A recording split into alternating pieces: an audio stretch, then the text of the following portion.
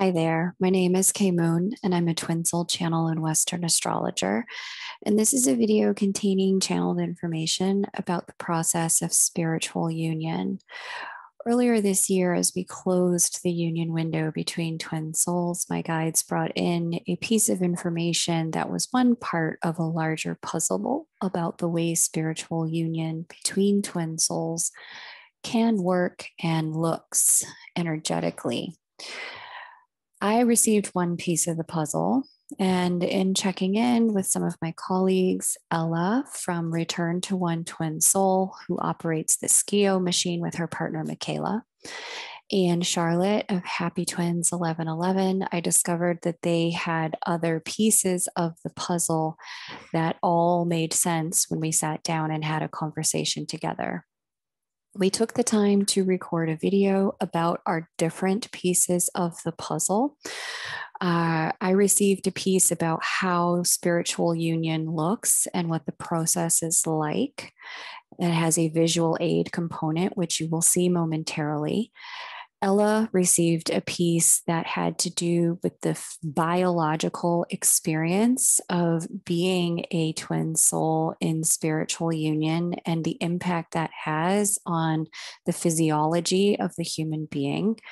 And Charlotte received a piece that had to do with the rebalancing of masculine and feminine energies as you come into spiritual union with your counterpart, what can happen and how that looks.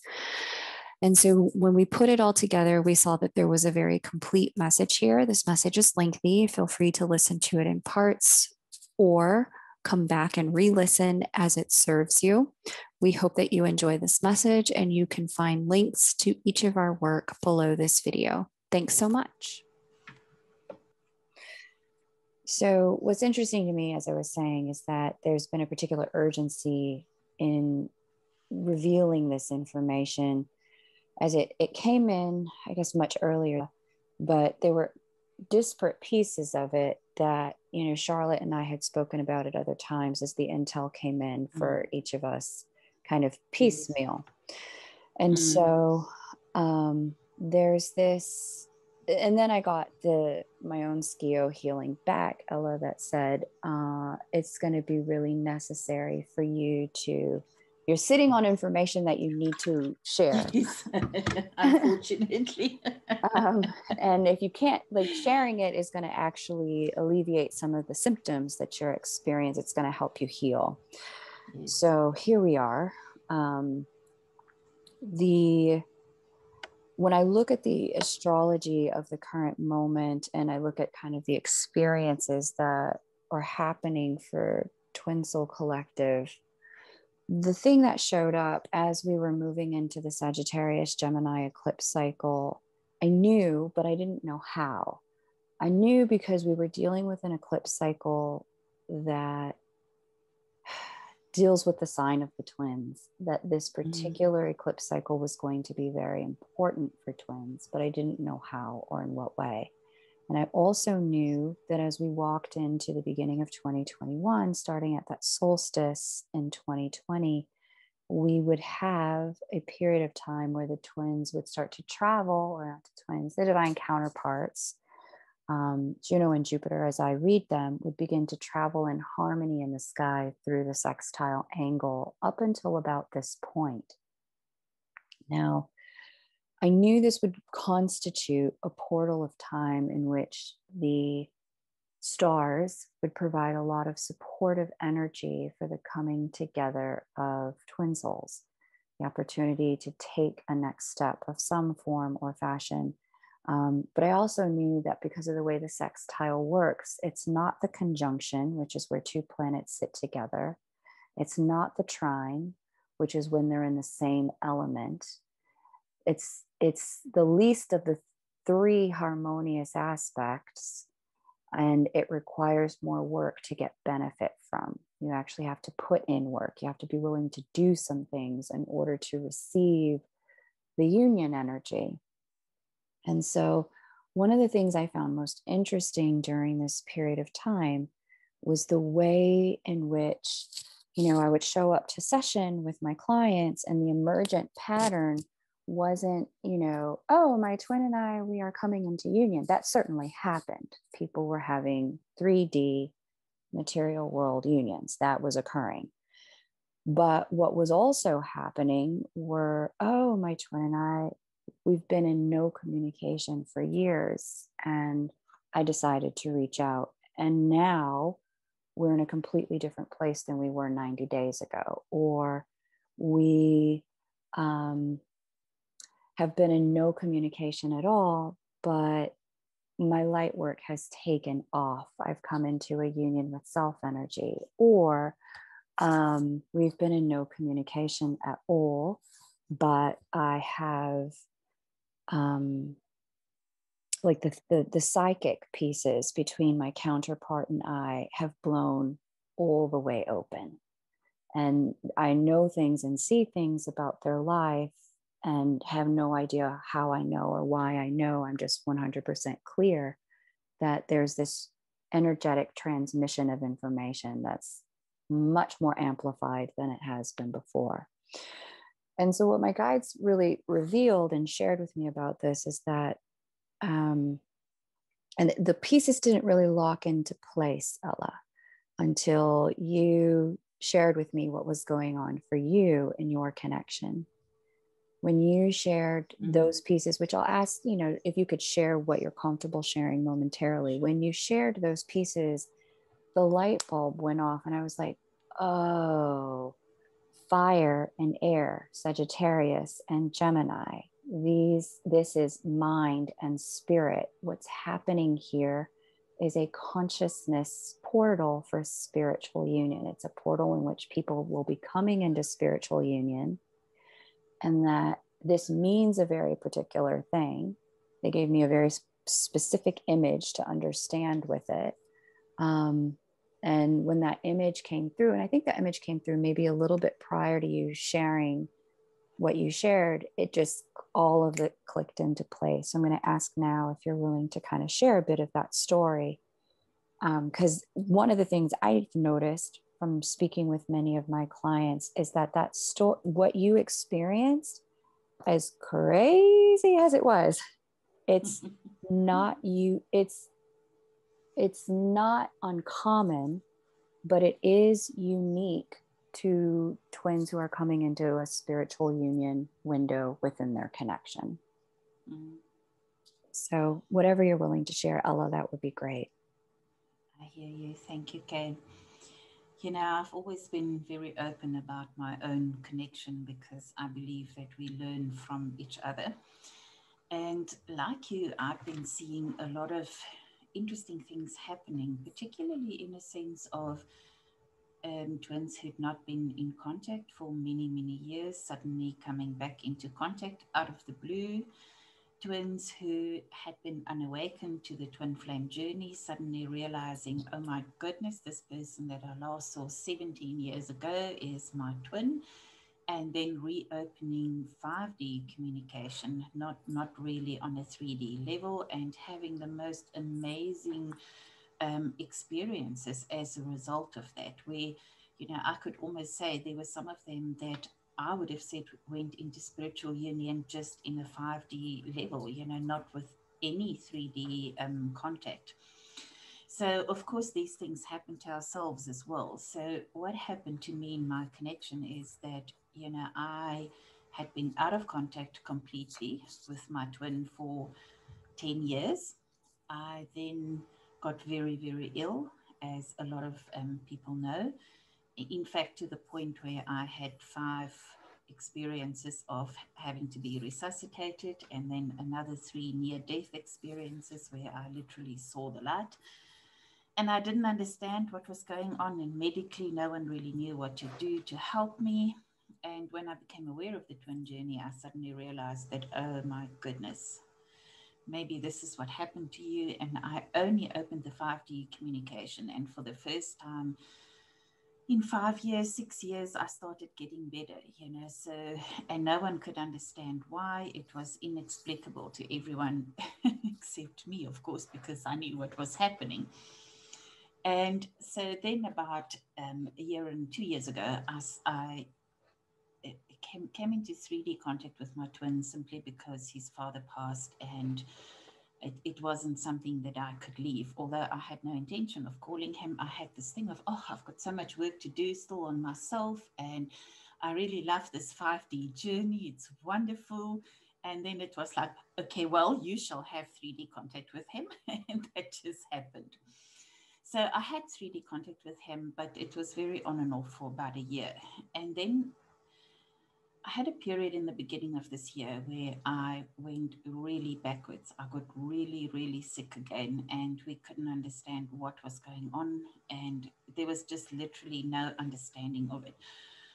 So it turns out at that point in time that when I got to the point where I was kind of almost ready to stop breathing again, I said to my guides, what on earth can I do? How do I actually resolve this?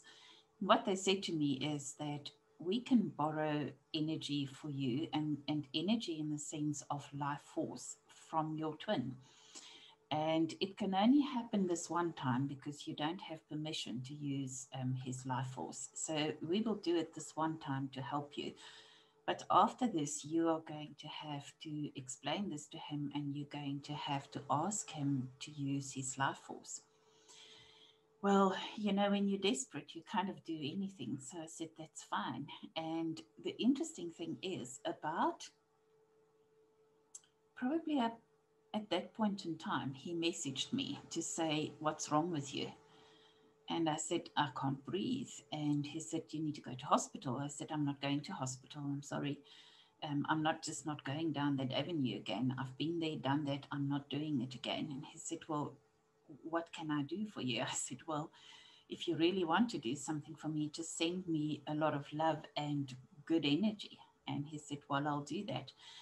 And interesting, at that same point in time, the guides were doing this, what they call a life force transfusion between the two of us. And within half an hour, I started feeling better, and I was able to start breathing again and moving around again. Now, for anybody who knows me well and who knows my background well, this is something that in the past would certainly have ended me in the ICU on life support. So to me, it was a complete miracle. But I had to honor my commitment that I would share this with my twin, and I would ask him for life force in case I needed this again in future. So after much deliberating and trying to figure out how this works and what is happening, I had a 3D meeting with him. And you know what the interesting thing with how twins are, what we do in 5D really has such an impact on a 3D level. Because I asked my guides and I asked his guides, please could you prepare both of us for this meeting, because it is a really important meeting to me, and it will be a really important meeting to him too. So when we sat down to talk to each other, the first thing that he said to me were the words that I used to say to him in 5D, which is, even though we can't be together, because that's how our circumstances are, on a 3D level, it's not possible at this point in time to be together. I love you. I always have, and I always will. And I nearly fell over because he just said to me exactly what I used to say to him in 5D, number one. And number two, he just opened the door for me to be able to share with him what the twin journey was all about, and, you know, literally ask for the life force, explain and ask for the life force. So I explained the twin concept to him. And after much walking up and down and shaking his head, I eventually said to him, I know it must sound crazy to you. And he stopped me right there and he said, it may sound crazy to you, and it certainly may sound crazy to other people, but for the first time, I understand. I understand this crazy thing that is between the two of us, and I completely accept it. And I know in my heart that this is what it is. And yes, you can have life force from me anytime that you need the life force, no doubt about that. And, you know, to me, that was one of the biggest miracles I've ever experienced in my life. And I understand it happens to a lot of us. You know, the moment you speak to your twin about this, they already know this. They've got a knowledge of it. But what it did between the two of us, it brought us to a place where we came into a form of spiritual union. And not long after that was when, Kay, you and I had that conversation, because I was still trying to process this and explain to myself what happened, because suddenly it was like he was there with me 24/7. We had our dreams that were shared. We had physical sensations that were shared. So, it literally was a form of spiritual union. And from then on, we have not been out of contact. And it turned around the entire situation between my twin and I, where we now know and understand exactly what this is between the two of us. And we have an agreement that it will never happen that we will be out of contact with each other again. Whatever the future holds for us, we will always remain in contact, and we will always be there when the other one needs it.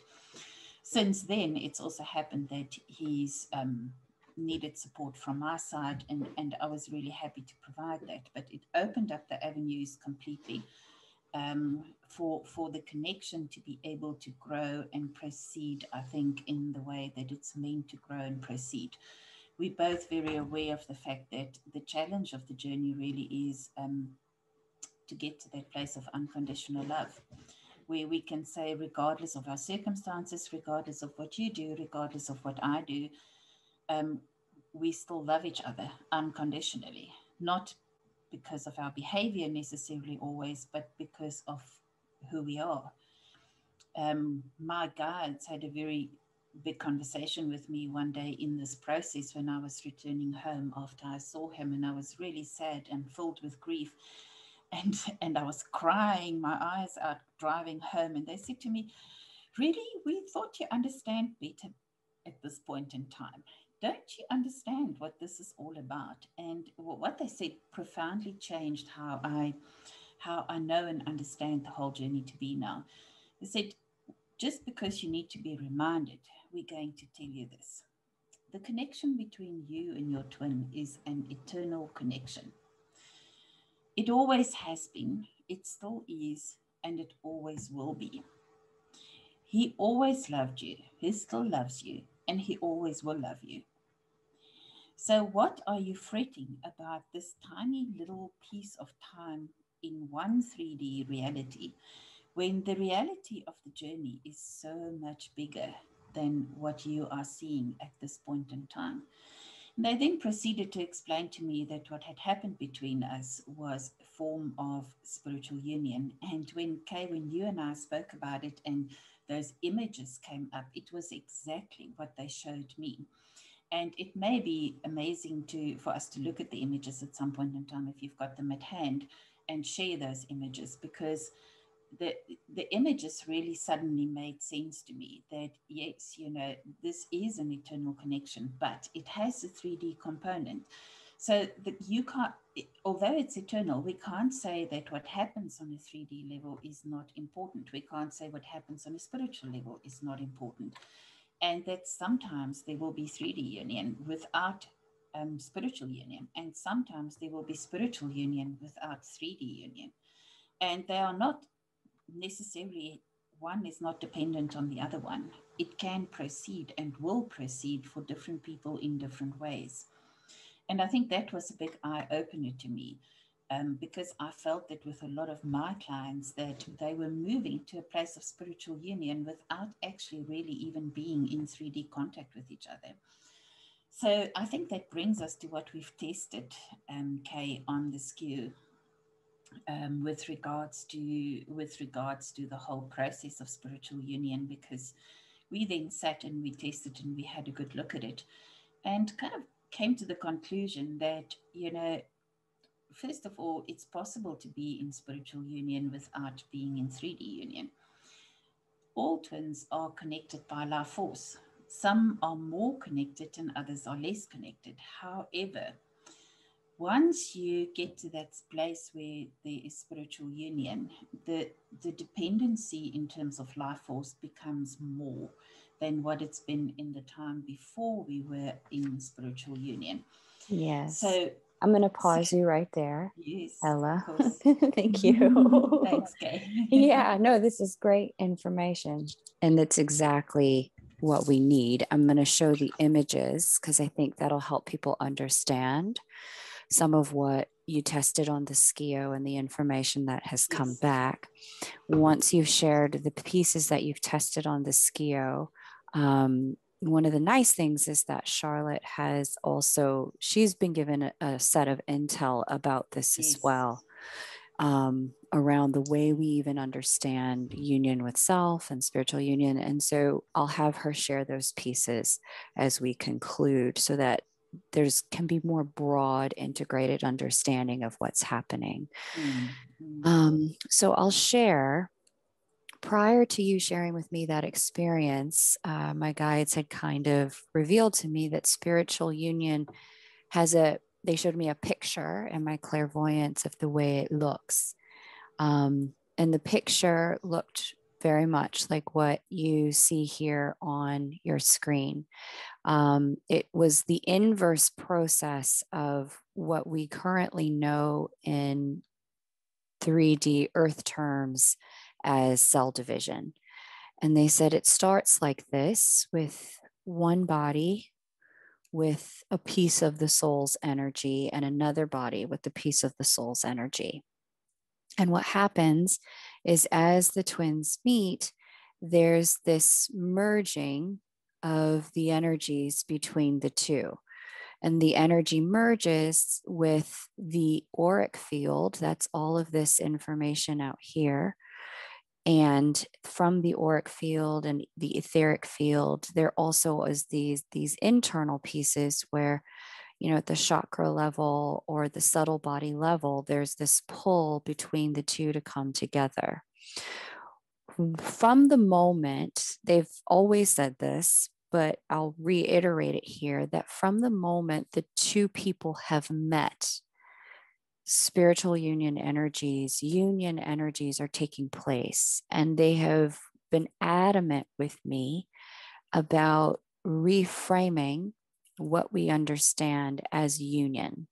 That the construct of, just two people living together in a house, 2.5 kids and a dog, that this is not, it's a very elementary understanding of what union is, that there's a much broader way in which the energy between the divine counterparts can play out and formulate a union.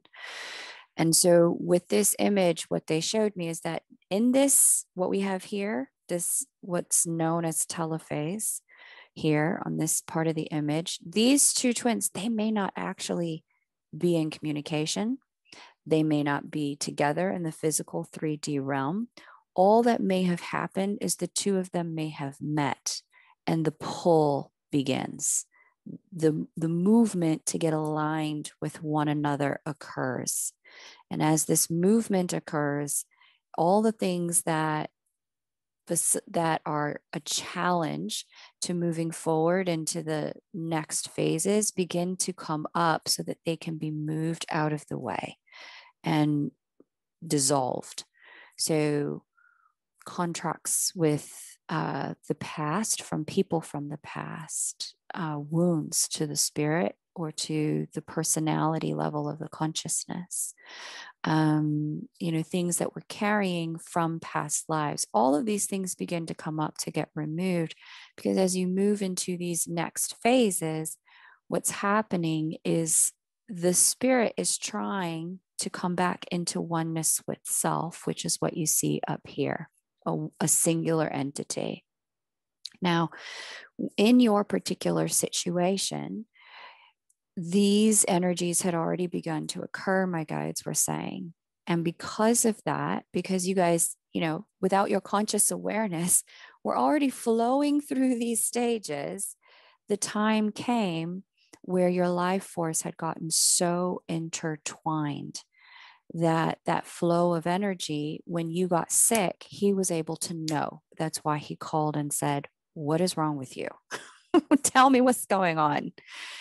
And this is a normal thing when you are coming toward that spiritual union energy. Not only that, but exactly what they told you is that, okay, just like a blood transfusion, we can do an energy or life force transfusion, but also just like a blood transfusion, we don't just get to, take someone's blood, we have to ask permission.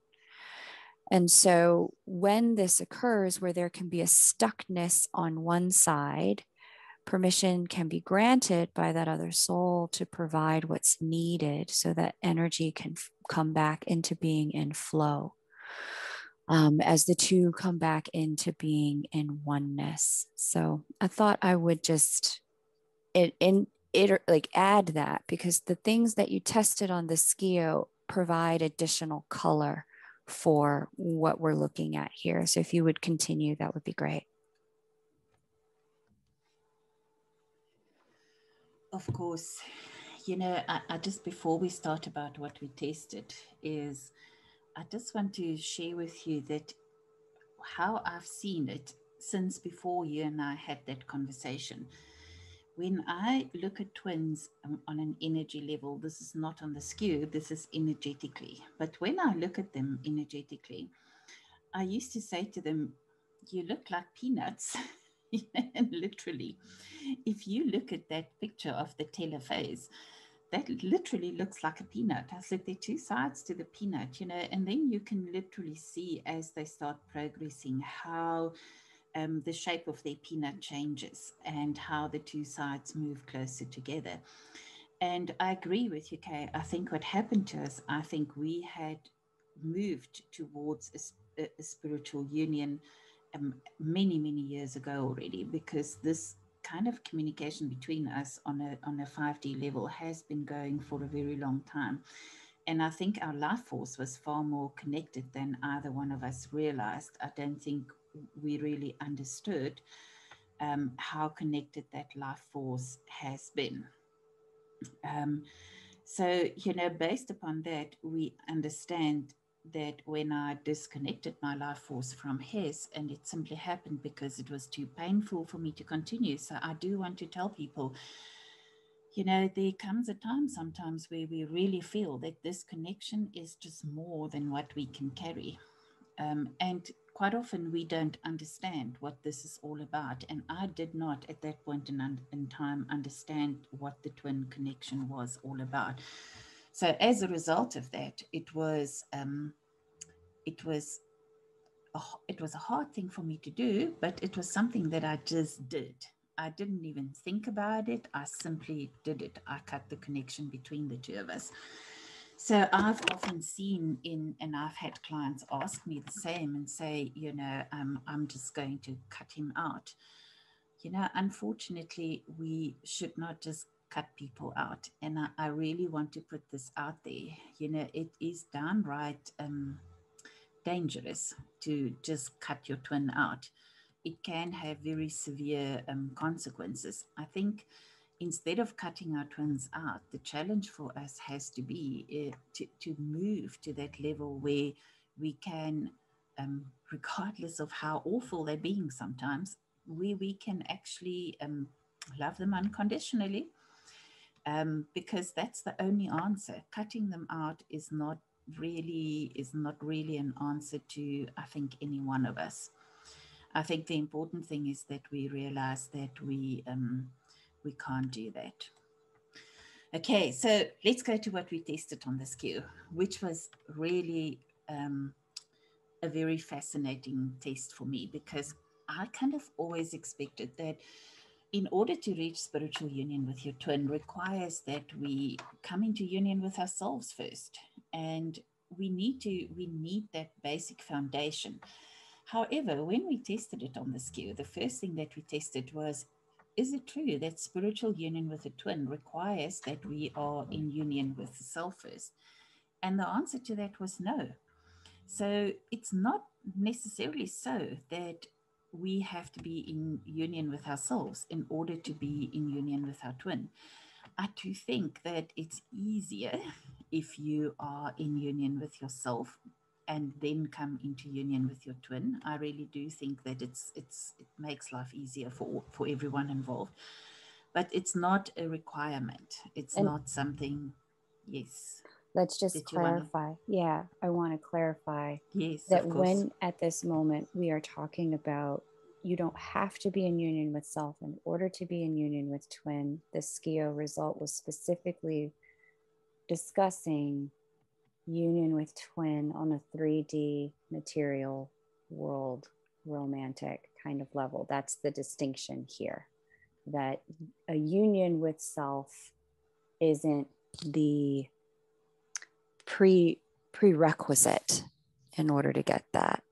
That many people come into union with self on the opposite side of that particular 3D world romantic union.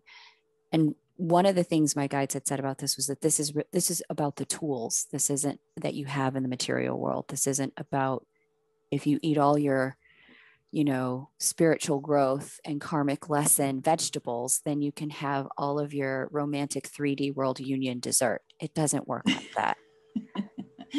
Yes, I do hear you. It's not necessarily going to work like that, which I think sometimes people expect. I think there's an expectation for it to work like that. However, that is not necessarily the case. It is also true that when we tested that, what happens if union with twin comes before union with self? Does that create more triggering? Does it create more running within the twin connection? And the answer was definitely yes. And this is exactly what you were saying, Kay. It definitely is far more triggering. Okay. Then we asked, is it true that we can automatically be in a state of union with our twin once we've met them? And it said no. That doesn't necessarily happen, that we are automatically in a state of union just because we've met. Okay. However, once we meet our twin, that state of spiritual union starts. So it's a process of moving towards spiritual union. And that starts when we first meet our twin. Okay. And the first 3D meeting is the initiation of that spiritual union between the two twins. I don't know if you want to add anything to that, Kay. Just again, that it's the in the conversations, the SCIO testing that we did with the questions, it was about, we're talking about coming into union. I want to make sure that we're making the distinction between, yes, spiritual union, some form of 3D yes, world romantic union, and that the only thing that my guide said is the distinguishing factor is twofold. One, it has a lot to do with what the twins are here to do.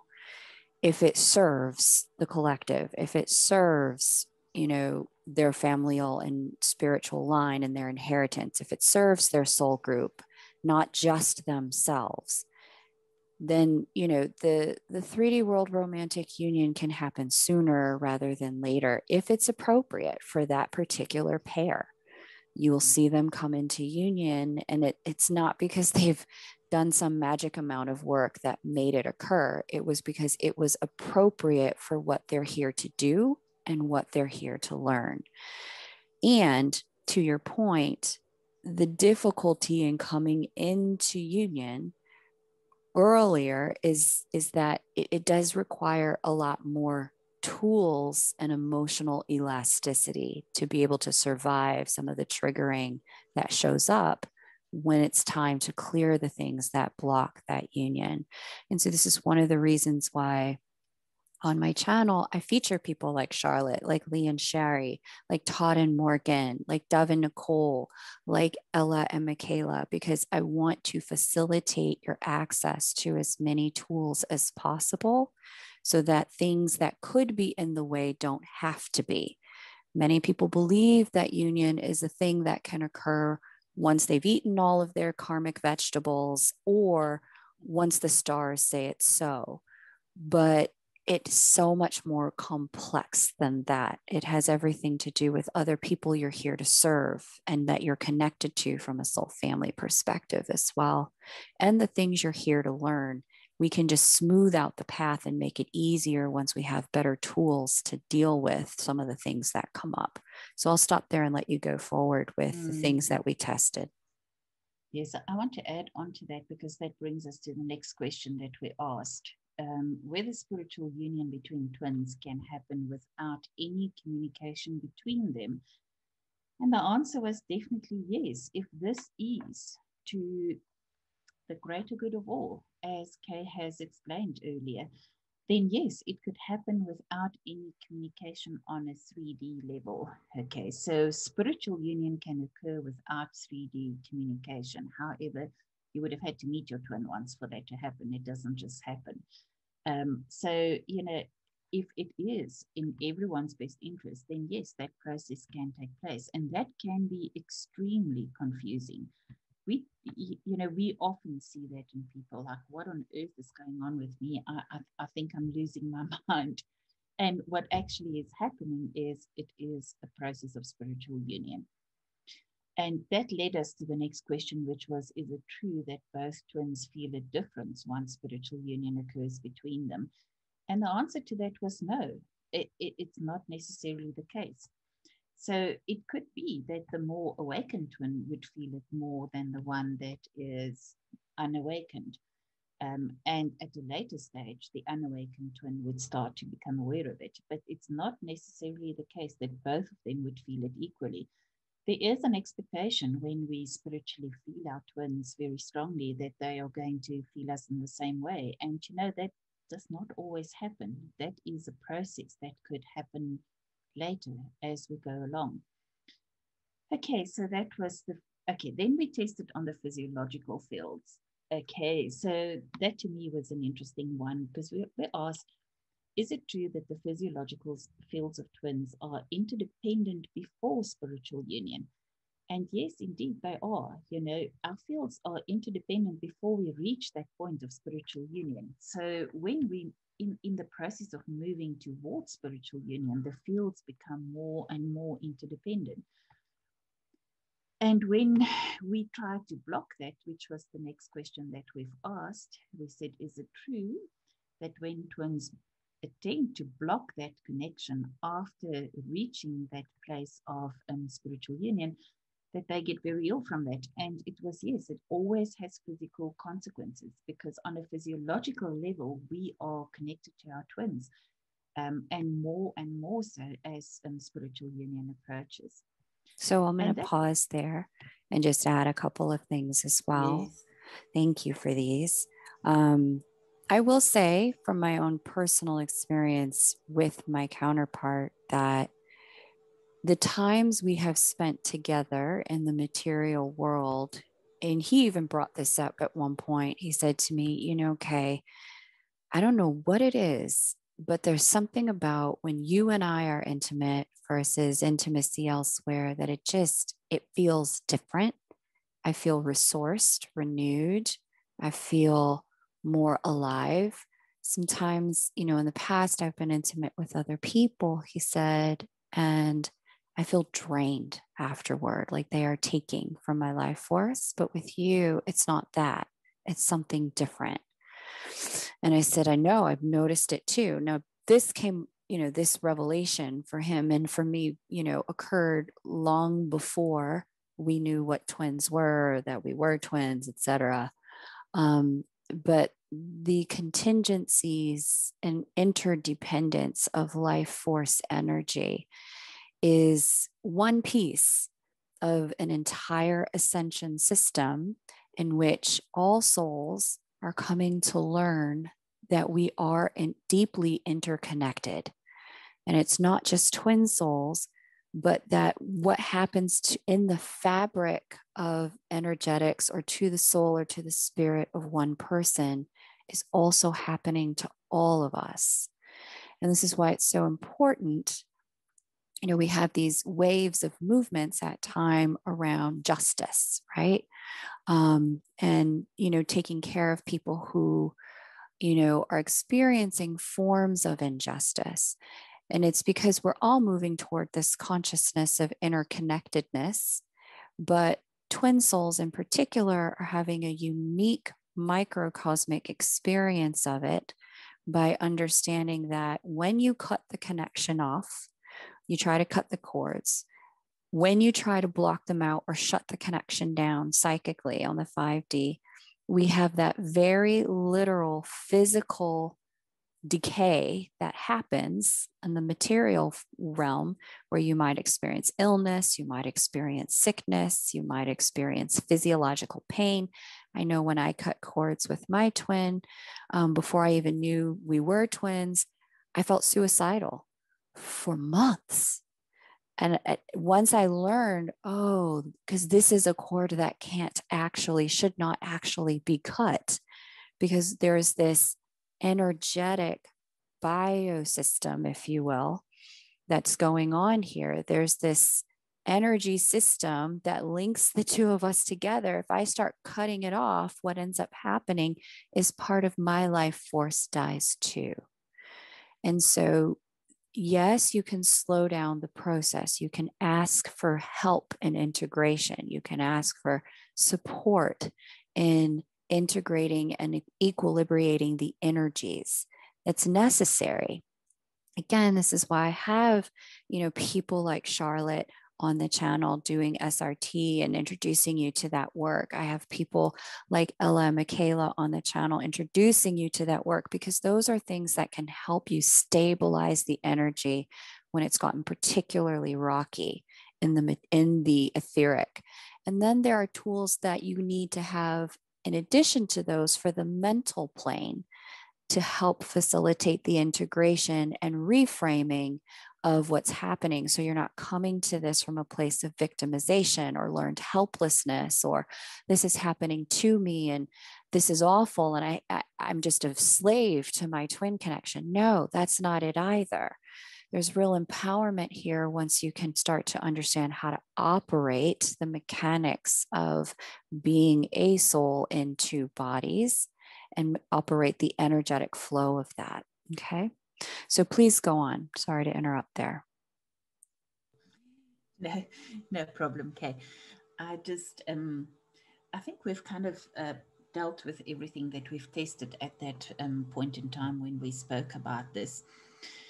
I just may want to add that after that, when that became clear to us, after that, I think we all had a much better understanding of what was actually happening to people, and a much better ability to help them to navigate what was happening to them. So I think the importance of the information that goes out, Kay, to me at this point in time is because Juno's gone retrograde and a whole lot of things have happened on a planetary perspective. We are no longer in that point where people want to move towards each other. It is a time for integration right now. And that is a really very much a needed time. But how we deal with this time of integration is going to determine what is going to happen to our connections once the planets turn around again and once they start moving towards each other again. So, there are quite a lot of my clients at the moment that are really angry with their divine masculines and that really actually don't want anything much to do with them. And it's important to understand that separation on a cutting cord level, as you were explaining earlier, that is not what we need to do, because it's harmful to ourselves, it's harmful to our twins, and it is harmful to the bigger cosmos out there, because we are just a microcosmos within the bigger cosmos. And the purpose of really the whole twin flame journey is for us to understand that we are one, and for us to start operating from a place of that oneness instead of from a place of separation. So, I think if you end in that place where you feel like I'd rather be separated from my twin, reach out and ask for help, because the separation is not the answer. The answer is processing and integrating so that you can understand that it's not a choice. Separation for us is not a choice. For us, the only choice and the only way that we can move forward is unity. And this is what will happen between us and the world out there as well. This is what needs to happen within the world out there, is that understanding of unity versus separation. So I'd really want to encourage everyone to reach out, ask for help. If you find yourself stuck in this time, reach out, ask for help, do the integration work, so that when things turn around again, that we first of all, and this maybe comes from my medical background, but my first principle always is do no harm. We first of all do no harm to the connection.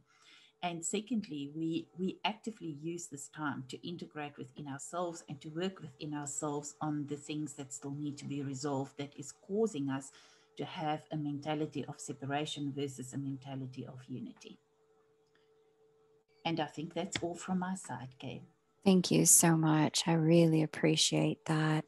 And I agree. If you're feeling really challenged with the energies in your connection, or even just with your twin's behavior, I've talked about this in other videos, that there's a transmutational process that one twin may adopt to move through that's more intense than the other twins, the transmuting and the intuiting twin. I've talked about this in other videos. The transmuting twin frequently takes on some of the really kind of negative aspects of, wherever that they are and whatever they are embodying. So whether you're male or female, this could be dealing with addiction. This could be dealing with abusive circumstances. This could be dealing with mental health challenges.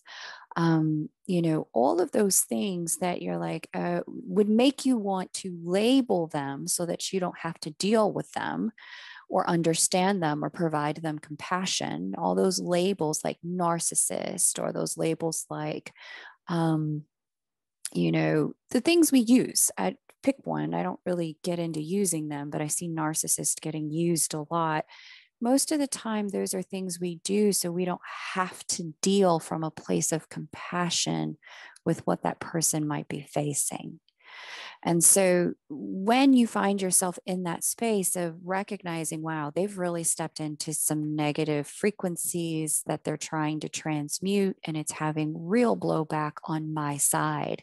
I'm in pain. I'm in heartbreak as a result of being party to this or standing so close to it. The thing to do is to get support at that period of time. So I want to close out here with Charlotte, our friend Charlotte. Charlotte, I trust you're still there because hi, you too. Like, it was interesting. Like, the three of us got different puzzle pieces of this spiritual union puzzle at different times and in different ways, and it helped make a complete picture. So I thought, let's have you share the pieces that you received as well, because they are so a necessary piece of understanding both what I got and what was received by Ella. So if you would please share your pieces, that would be so helpful. Sure. I mean, I want to start, if you can go back to that image of the cell, because when I look at twin flame energy, and this piece in the middle that you've shown, I believe it's called the telophase, the F, the twin flame connection as I see it, if you draw a circle around that entire part, it essentially looks exactly like that. It's two auric fields, which would account for either side of that cell contained within another round of energy.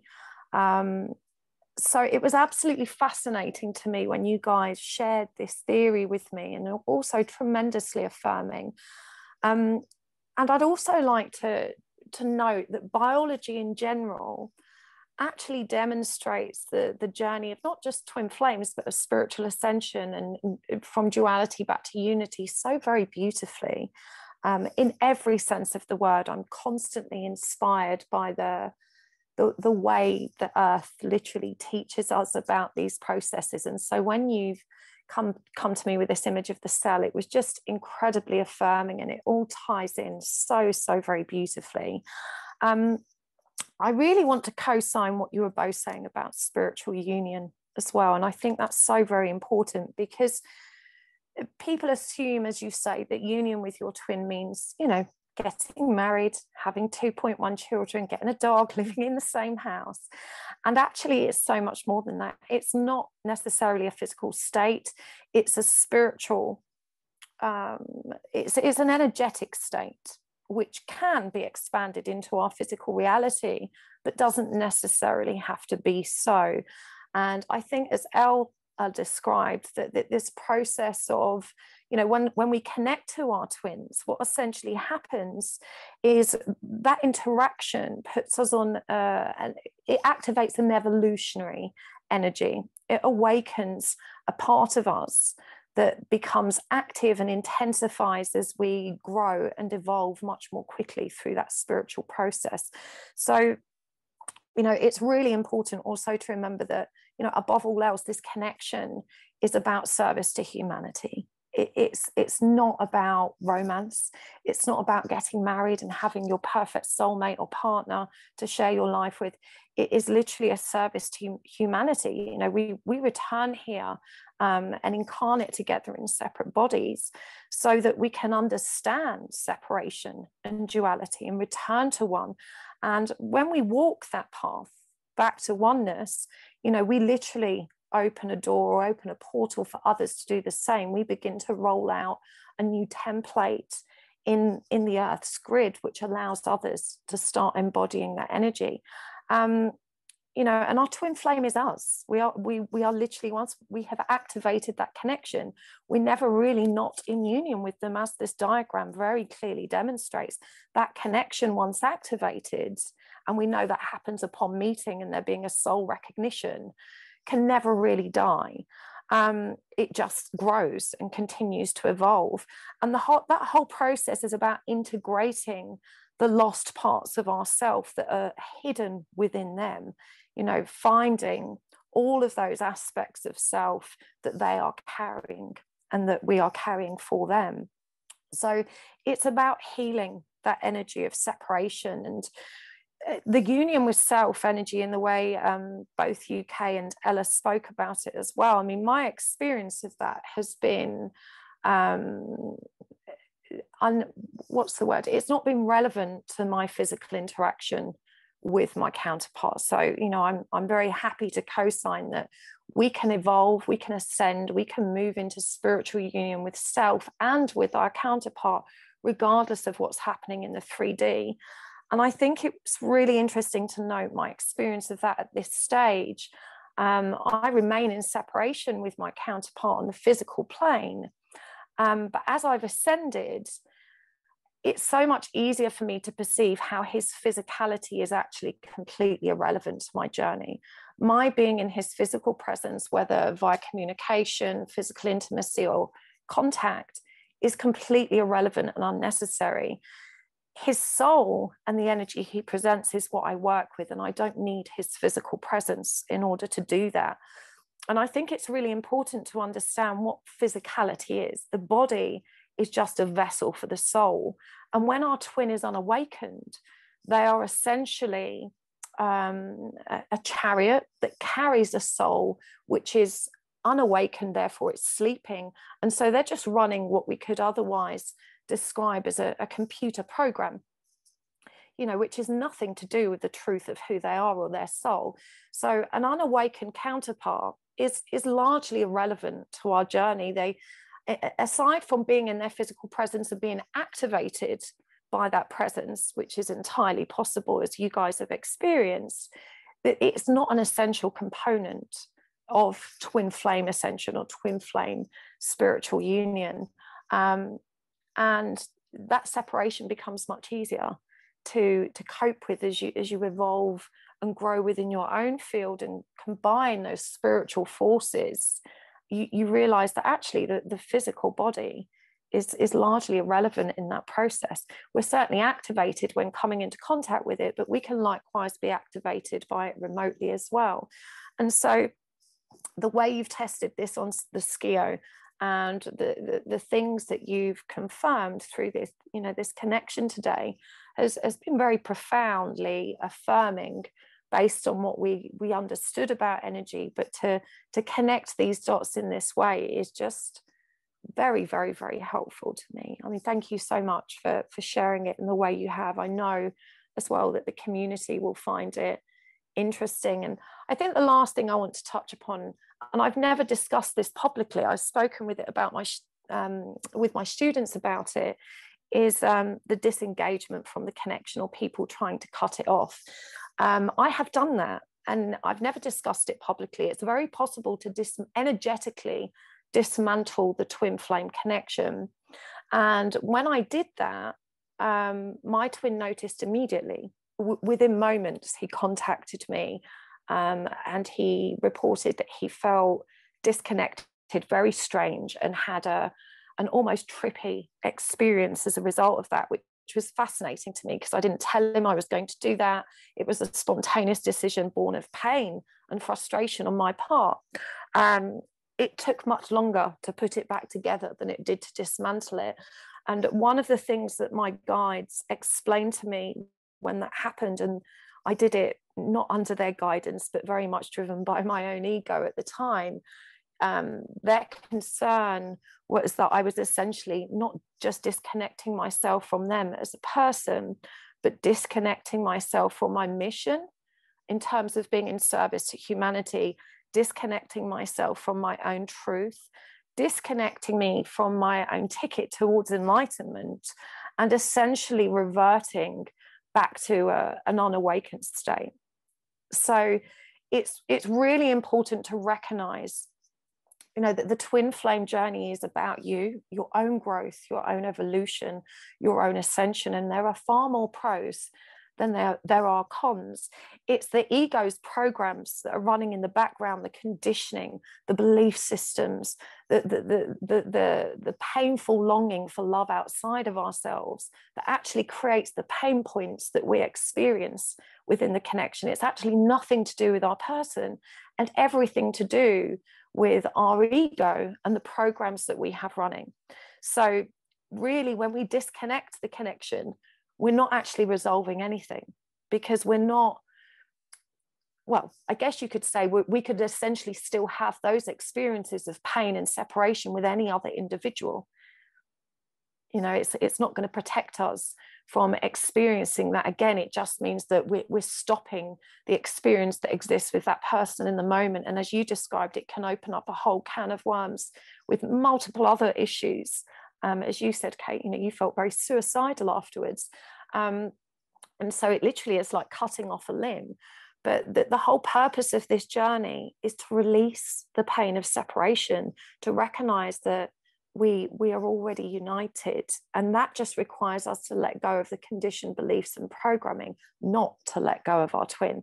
So if you're in pain, if you're feeling the pain of separation, I think it's really beautiful to recognize that you have the power within you to resolve that, no matter what your person does. You don't need them to return to you. You don't need them to behave in a certain way or to communicate anything specific. It's all magic that happens on the inside that at all times you have complete autonomy over. And so in cutting off your twin, you're essentially cutting off your own nose, you know, cutting off your nose to spite your face, as the saying goes. It's just unnecessary, and it may prevent some pain in the short term, but long term it's just slowing down the whole journey. And so it's definitely not a worthwhile step to take. But yeah, I think that's as much as I have to add to that. And apart from my gratitude, I'd just like to say thank you so much. It's so uplifting to share this with you guys and to speak about it in these ways and to share this understanding.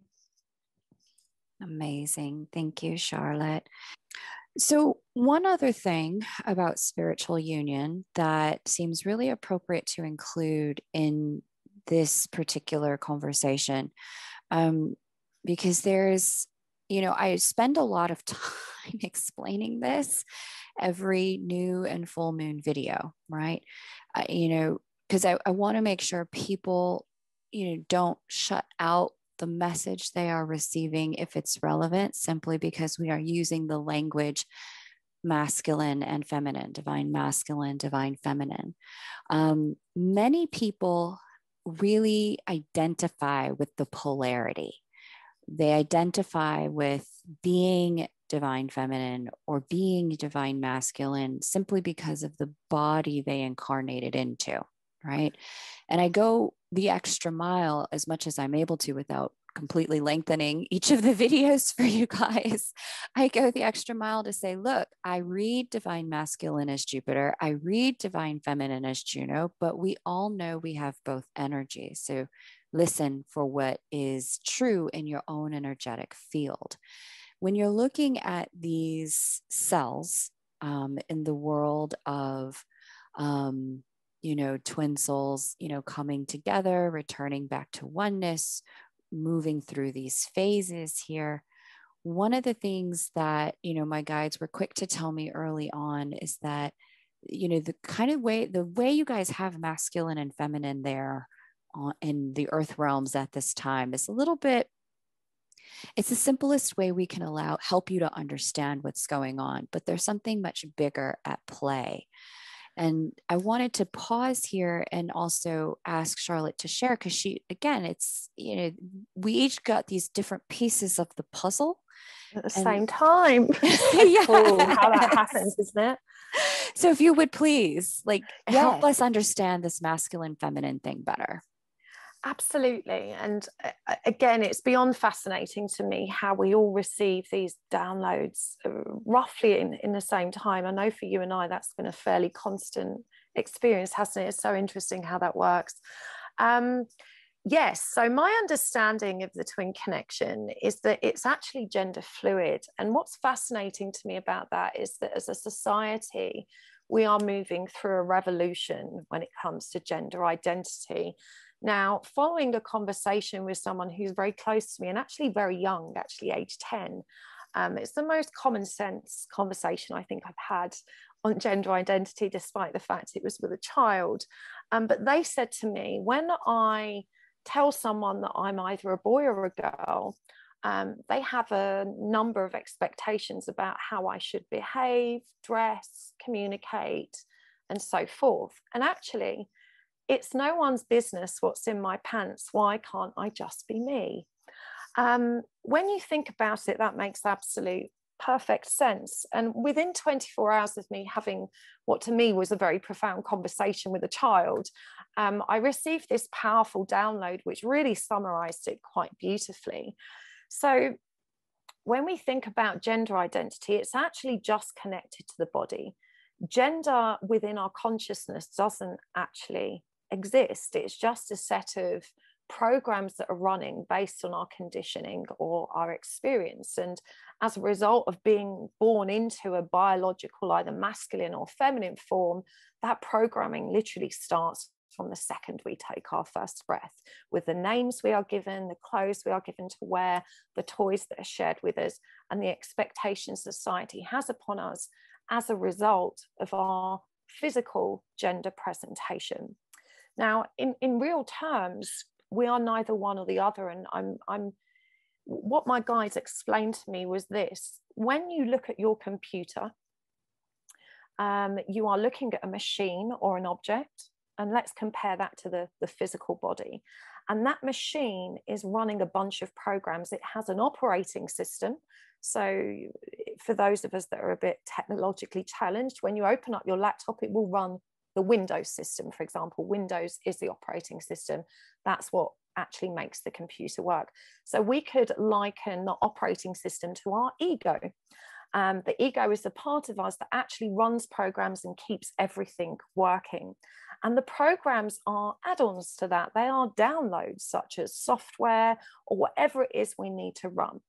So when we are born with this fixed operating system, much like the operating system within a computer is genderless, so too is the operating system we run as human beings.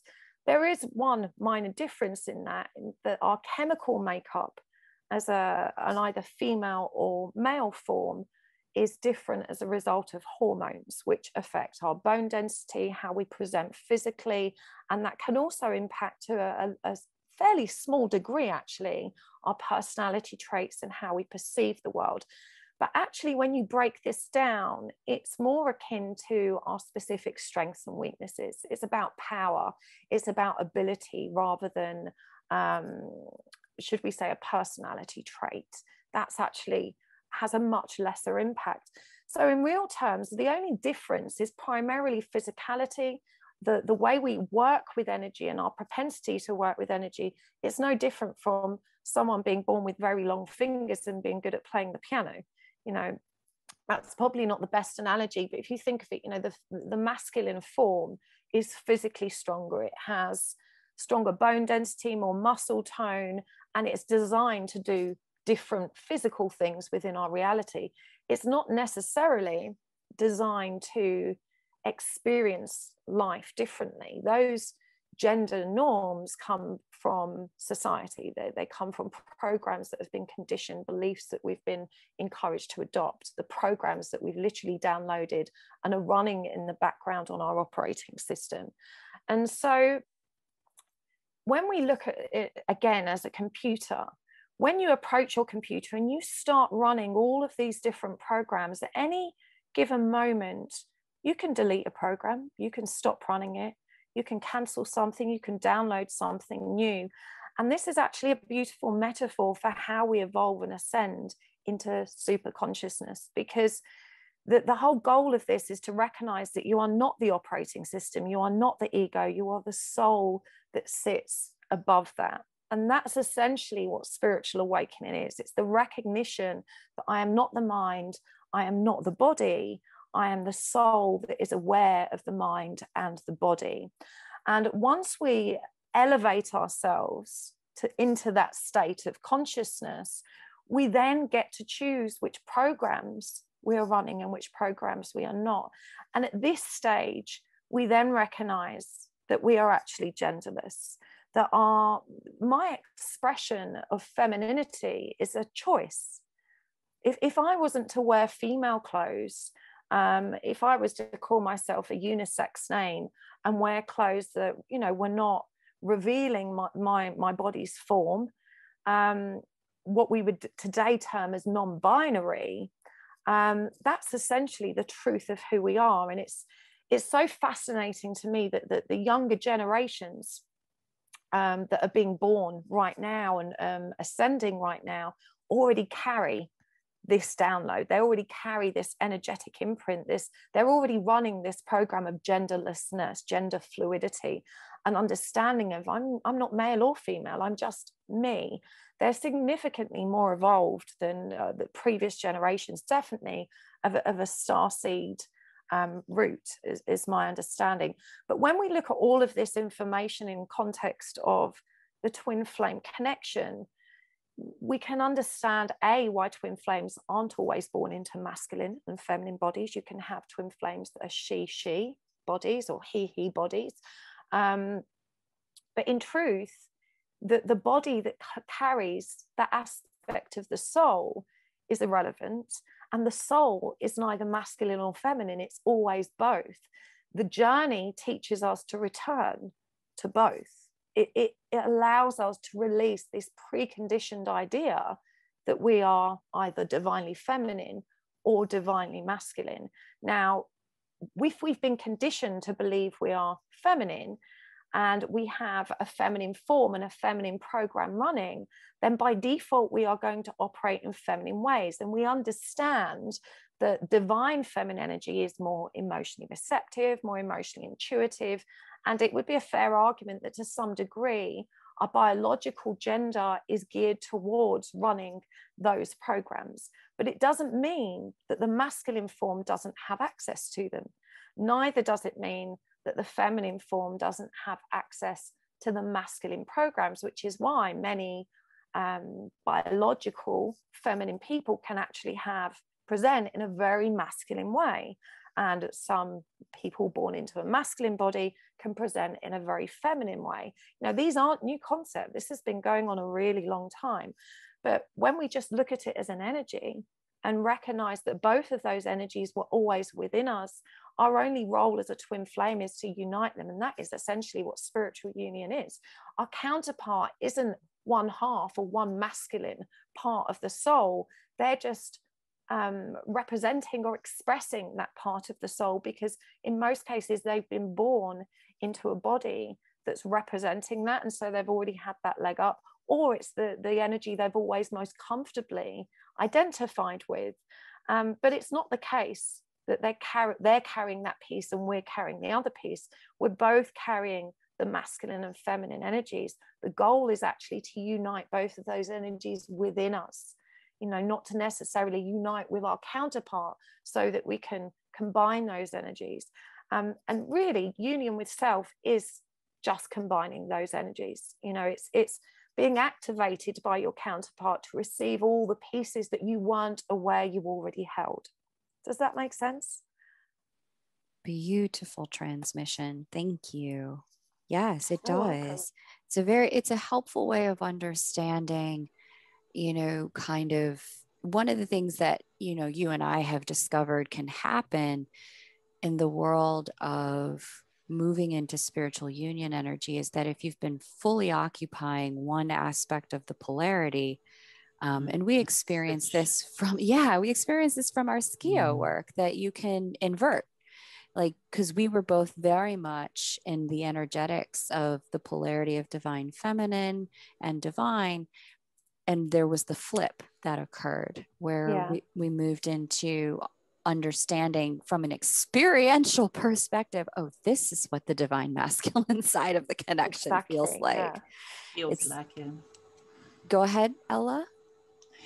No, it is interesting because, you know, so many people do experience that. It's like they progress, and then they think, oh, I got there. And then the coin flips and then they experience the opposite side of the coin, you know. So it's almost like, I don't want to say we have to do that because I think people are unique and individual, but I do think that there is a part of the journey that includes experiencing the other side of ourselves, whether we experience it in that way, as happened with both you and Charlotte, or as it happened with me, that through my interaction with my counterpart, whether it be 5D or 3D, but I sometimes think it's almost more on a 5D level, I experienced the other side. What does it feel like on the other side? What is it like on the other side? What is happening on the other side? So, but in whichever way it happens, I think it's a crucial part of the journey of reintegrating ourselves, is being able to experience the flip side of the coin. I'd like to add about that actually, Ella, because I don't know how much we've actually talked about this service that you offer on these recordings that we do. I had the consciousness fusion on the skio with Ella. I've had it twice now. The first time I experienced the consciousness fusion, I mean, I don't want to go into great detail because I could be here all day. It was an incredibly profoundly moving experience for me. The growth and the expansion I experienced as a result of that treatment it's almost beyond words. It's very difficult to articulate it with my humanity. It was that profound. But one of the very distinctive, shall we say, qualities of that experience was that being flipped into divine masculine energy. And from the perspective I'm at now, I understand it wasn't so much it felt at the time like a polar flip, literally like my world had been turned on its axis. In essence, what I'd experienced was an expansion of energy that encompassed more of my truth. So rather than a literal flip on its axis, it was more a case of me being able to reach further out into my own energy and to understand that part of myself that hadn't been integrated. But it was very, very unusual to experience masculine energy despite my feminine form in such a profound way, and to be able to balance the two return me to this state of what I would describe as it is essentially non-binary. It's a gender fluidity. It's a recognition that of oneness. And going back to the conversation we had about biology and the cells, when you look at all of nature, it actually expresses that same journey. it expresses the female and the masculine within one form. Even plants and trees express themselves in this way. They have both, and yet they present as genderless. You would never look at a tree and think, oh, that tree's a girl or that tree's a boy. You just see it as a tree. And in truth, it carries both masculine and feminine energy. We know this now from biology. So as humans, we're really no different. The obsession with labeling ourselves as either masculine or feminine is a social construct and nothing to do with humanity. We carry both energies, but one of those energy remains dominant for procreation and nothing more. Just as a plant can.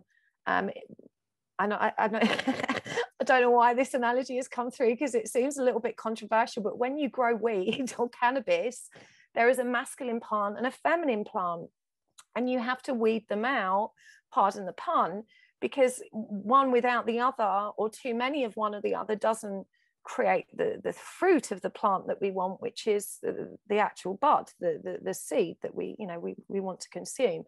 And I think this really demonstrates how humans operate. We need a masculine form and we need a feminine form to literally procreate. But beyond that, it's just we are literally gender fluid. It's just an energy, and every living thing demonstrates that same pattern. That there is a physical variable in some in order to allow for procreation, but it's nothing more than that. And you would never identify a plant or a tree or even animals. Generally when you look at animals, unless you have a good look around for their genitals, you don't know what gender they are. They express themselves and present themselves as gender neutral. And it's because we carry both energies. Our physical form is purely designed for procreation. Beautiful. That's such a helpful framing, because what this does is I think one of the things that's happening on planet Earth at this time, that it's important to recognize this wave of unions that's happening between now and 2024. This spiritual 3D, both types of unions for twins. This wave of unions is occurring within a context on planet Earth where we are really working to start to break down some of our barriers of differentiation and return to a construct of oneness. And there are entities out there who are really fighting that, who really are like, no, we don't want oneness. We don't want everyone coming together. We don't want people looking at each other as equals. We don't want the experience of sharing our energy, resources, information, insights, and time. There are people who are fighting against that, but there's more people than those who are fighting against it, who are coming to the awareness of actually that kind of makes more sense than not. The concept of unity consciousness, the concept of oneness, the concept of, we have more in common that's the same than we have different. And this recognition of, really starting the process of honoring those similarities, honoring those differences as unique but necessary functions of how we're going to continue to thrive as one as opposed to as separate. That's the context on planet Earth right now, that in which all these unions are starting to happen in the Twin Soul Collective. And the Lightworker Collective, Twin Souls being part of the larger Lightworker Collective.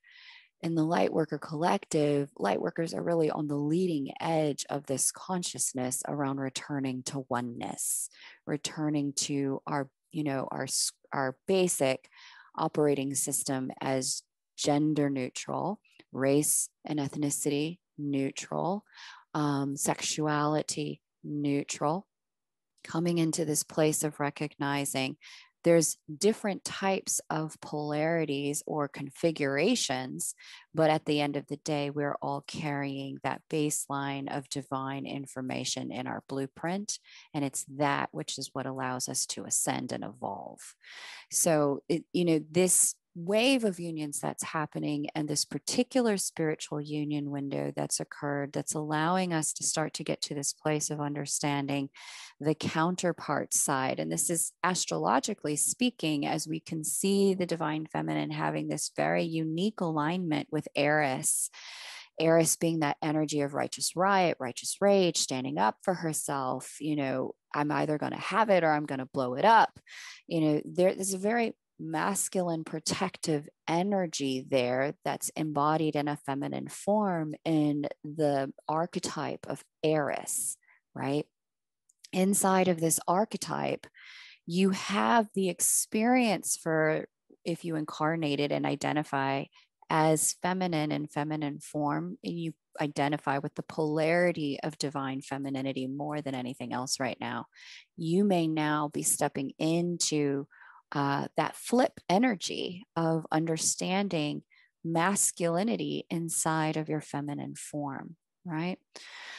And so it's very easy, to go straight collie. I'm cutting this off if you're in a place of pain.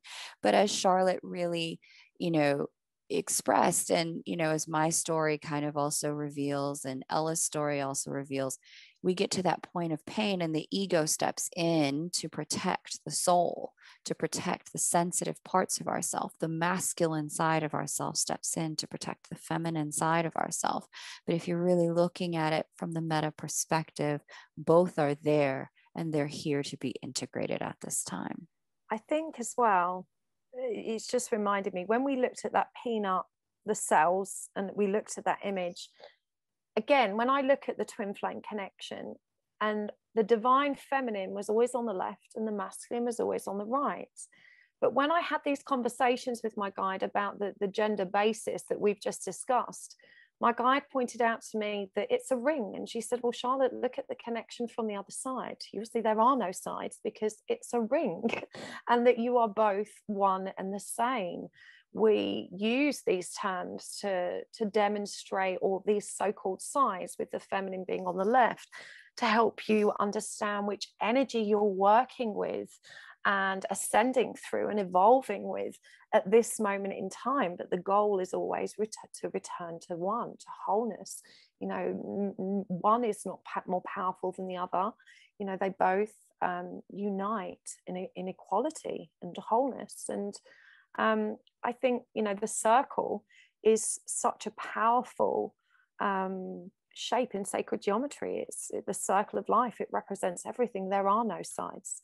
It's just that wholeness. So yeah, it's just beautiful really to think about it in those terms. It actually seems really simple, doesn't it, when you look at it in those terms and look at how earth and biology and life actually, as we discussed earlier, demonstrates this entire process so beautifully.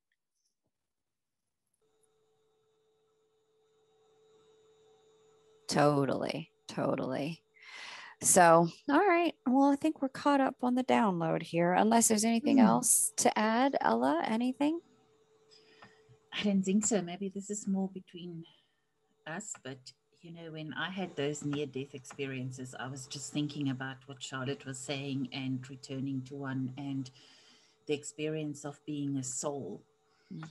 And to me, it profoundly changed my life, because I experienced what it was like to just be a soul, and to have neither male nor female energy, really.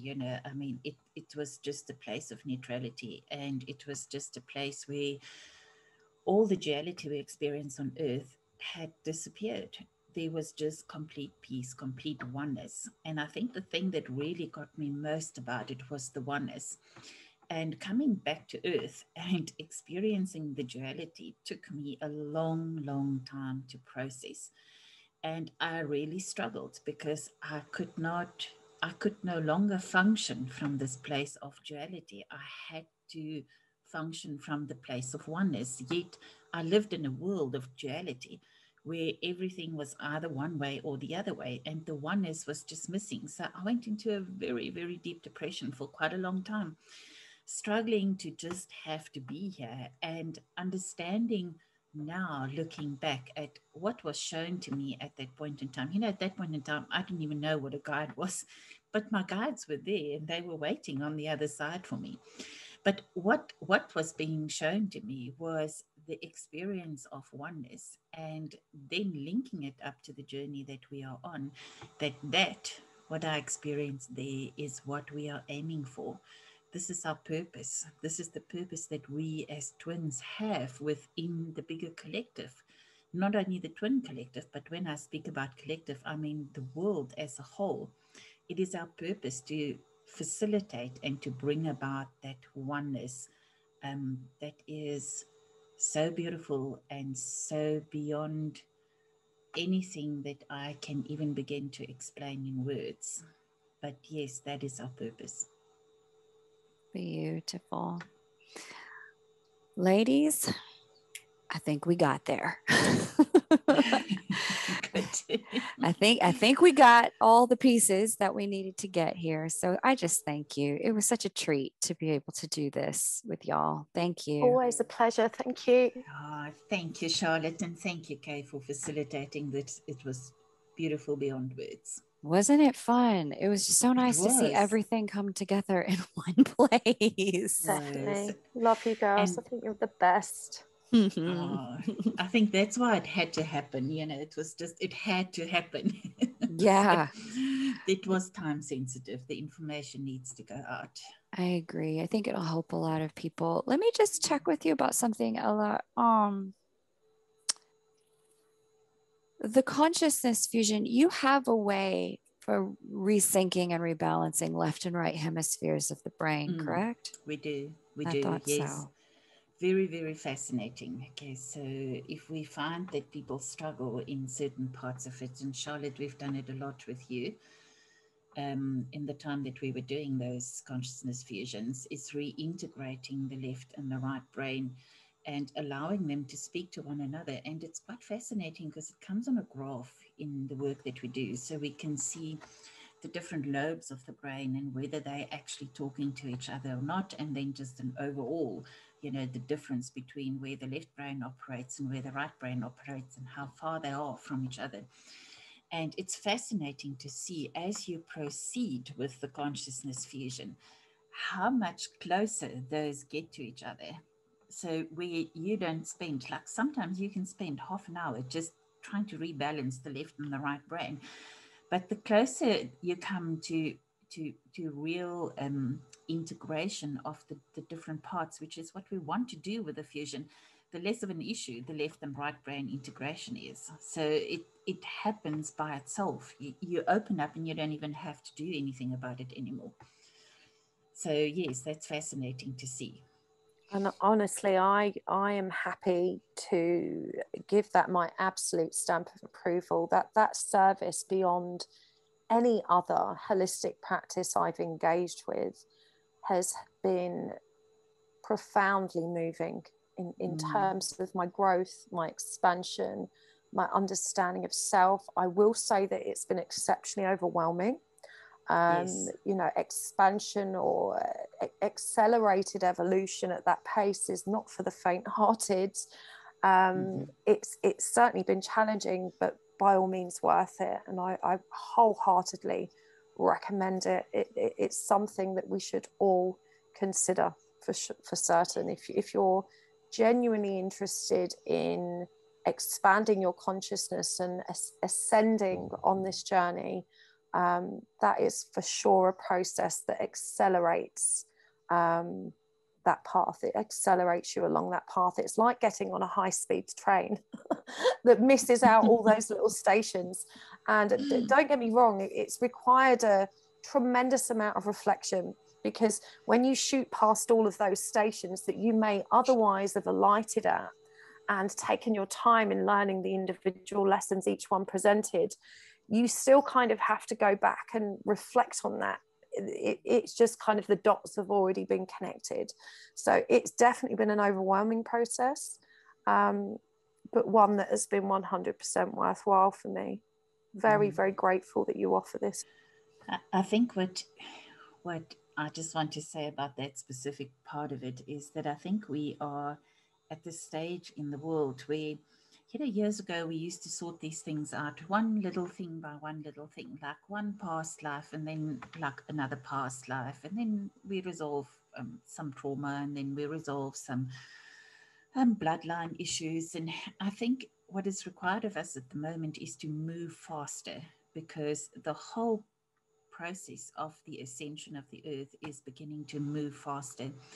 And for us to keep up with that, we have to, either find a way to move faster ourselves, or we get left behind in the process. So, and I love that about the fusions. It gives you this fast track. Yes, it is challenging. I know, it really is one of the most challenging things that you can possibly do, but so rewarding, and it really just moves you forward in leaps and bounds, which is what we all need at this point in time. Beautiful. Yes, I would agree. I would totally agree. I asked specifically about that left and right hemisphere, but also the consciousness fusion, because my sense is that as people come into, reconciling their dualistic nature back to oneness, that I feel like that's something that can really help people. We've seen in the brain scans the left and right hemisphere of the brain, and understand that creative functions come from one side and logical functions come from the other. We tend to associate one with being masculine, the other set of functions with being feminine. And to the degree that people are struggling with this integration, and symptoms of the struggling might be, depression, looping, cyclical experiences that you can't really break through, cyclical emotions that you can't break through, or a set of emotions that you just never, ever, ever feel. Like you have one set that you're comfortable with, but the other set that's completely blocked off to you. Or having the experience of just not having access to the fullness of yourself, like you feel like repressed or muted in certain ways. My thinking here is that both the consciousness fusion and the hemispheric rebalancing are things that can allow people to reclaim those blocked aspects of self as they return to that oneness. So, okay. Cool. I just wanted to make sure that that was something y'all did, so that, for those who are struggling, because many people do struggle, you can kind of hit a ceiling in your growth. When you hit that ceiling and you're like, okay, I'm really getting nothing else out of this, that's the perfect time for the fusion, or just to get support in any particular way. And I want to take my hat off to everyone that's watching this, and every light worker and every person on this journey, because we're constantly having to push beyond the boundaries of what is deemed as socially normal and acceptable. And the more expansive these understandings that we have become, the more lonely we can feel. And so I think it's important for people to understand that even we feel like that, because you remember when you first woke up to this journey, how crazy you felt. I mean, I know I did. I just felt like the biggest weirdo on the planet. Oh my God, yes. And certainly at this stage in my journey, I no longer fear that judgment. I do feel very alone in the awareness I have. And that's why communities like this, conversations like this, interviews like this, uploads and content like this is so important in helping normalize and kind of putting our arms around everyone that's growing in this way. Just to let you know that you're not alone. We're all in it together, and you're definitely not crazy, even though you might feel it. I know I do. I do all the time. All right. Well, ladies, thank you. It was a pleasure. As soon as I